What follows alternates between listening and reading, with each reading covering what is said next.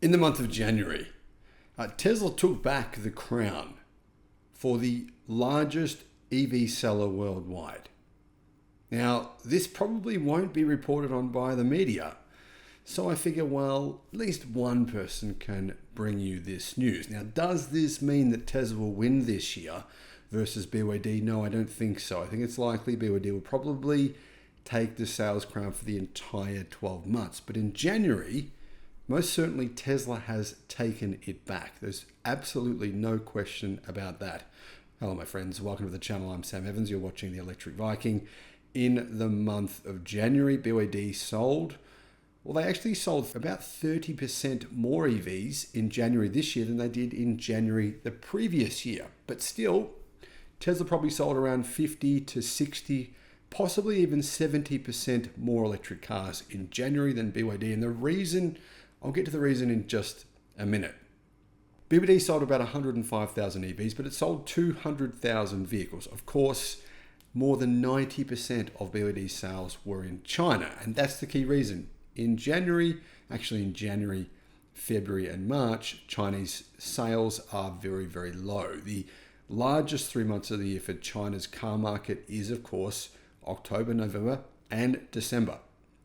And we all heard from the media. We probably heard from, what do you think, maybe 10,000, 20,000 different media sources, YouTubers, CNBC, every single major news or organization talked about how Tesla had lost its sales crown. It was no longer the largest EV manufacturer in the world. But, well, we know Tesla definitely sold a lot more than 105,000 electric cars in January. Don't know official numbers yet, but it's likely they sold between 150 and 170,000.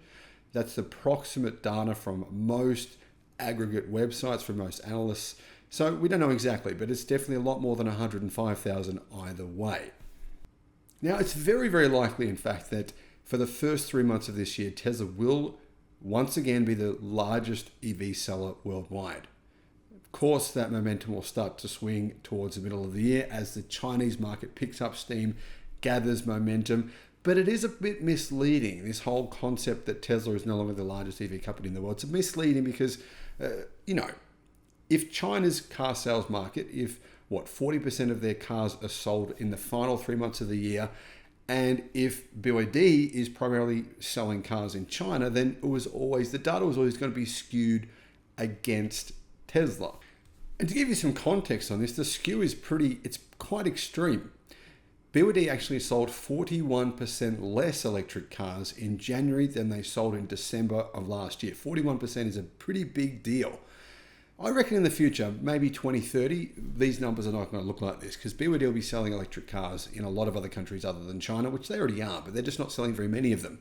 Very, very small. Only about 5% of the EVs that BYD sell are sold outside of China. But that'll change in the future. I'm going to guess that at some point in time, that'll hit 50%.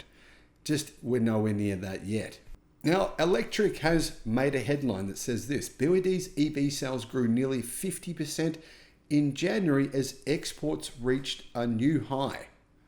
Now, I have no idea where they got their data from. It's not supported by any major organizations worldwide. I've looked it up. I cannot work out where their data's come from because nothing says 50% growth, nothing at all. BYD did increase its year-over-year EV vehicle sales by 33%. And technically, I guess if you compare just EV-only sales, it's true that they sold 47% more EVs in this January versus January of last year. But to be fair, January of last year was historically bad. The drop-off was very, very big. But that said, if you look at BYD's trajectory last year, their trajectory was huge growth. And this fall, this drop-off in sales, having a look at this chart here from CNF Post, is a bit surprising. I mean, I wouldn't have thought BYD sales would have fallen as much as they have. If you look at that fall there, if this were Tesla, guys, let's be honest, if Tesla had reported their January sales and you saw this big drop, you'd be going, whoa, this is terrible. Every news media organization would be saying, whoa, what is going on here? This is a shocking number for Tesla. Clearly, Tesla is about to collapse. Tesla's bankruptcy is coming very soon. I'm sure some people would be saying, not everyone, but some people would. Now, here is the good news. The good news in all this data is BYD's exports have increased. We don't know if this directly correlates with sales, though.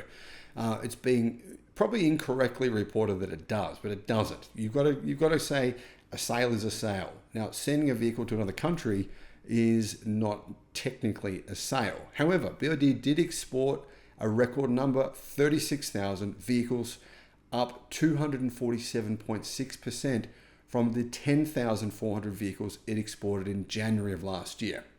That's some really, really good growth for BYD here. And that's, as an investor, these are the key numbers you want to look at. I don't think Chinese sales are as relevant as this. This number matters far more because the Chinese car market is saturated. Very difficult scenario there. There's so many very good quality car makers in China that are selling EVs at low prices. Even companies like BMW and Audi and Mercedes have even in some cases decreased their EV prices by up to 50% in order to just sell cars in China. That's tough to contend with. But BYD's export numbers seeing this growth of nearly 250%, knowing that most of those are fully electric vehicles, that is the real sales success number right there. Now, BYD have just revealed a couple of new EVs. They've revealed they're going to be selling a new vehicle called the Seal U, which is like an SUV that's coming out in Europe this year. They've also revealed a new BYD Dolphin. That's a champion edition. I'll have a new video coming out on that. So honestly here, guys, I know there's a lot of BYD fans, and if I give any feedback on BYD, whether that's, I obviously make positive reports on them. I make some reports that are not so positive, fires with their plug-in hybrids, quality problems. People struggle with that. People find that very confronting. They don't want to hear the both sides of the equation. They just want to hear that everything's wonderful, everything's going fantastic, and all news is good news, but that's not the case. There's good news and bad news. The fall in sales is, in my opinion, a bit more drastic than what anyone thought there would be, but the growth in exports is fantastic. What are your thoughts? Thanks for watching.